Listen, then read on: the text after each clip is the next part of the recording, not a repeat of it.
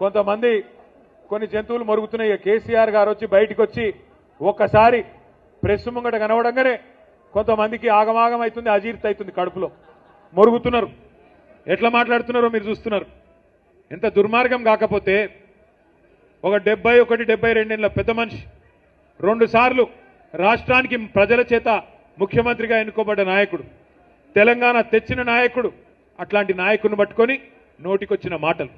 ఒకసారేమో కాలిరిగింది అని ఆనందం, ఇంకోసారేమో ఆయన చచ్చిపోవాలని చెప్పి శాపనార్థాలు. ఇది మంచిదేనా? ఇది మంచి పద్ధతేనా? మాకు రావా మాటలు, మాకు రావా బూతులు?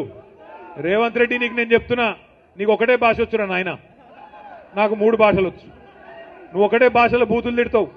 నేను అనుకుంటే గట్టిగా అనుకుంటే 3 భాషలలో తిడతా, హిందీలో, ఇంగ్లీష్లో, తెలుగులో తిడతా. నీకు ఒకటే వచ్చు. నేను పక్కా ఉర్దూలో కూడా తిడతా. ఇక మా అక్క వాళ్ళను, మా అన్న వాళ్ళని అడిగి కొన్ని రోజుల గోర్మాటి భాష కూడా నేర్చుకుని అందులో కూడా తిడతా. మా లంబాడా సోదరుల భాష కూడా నేర్చుకొని అందులో కూడా తిడతా.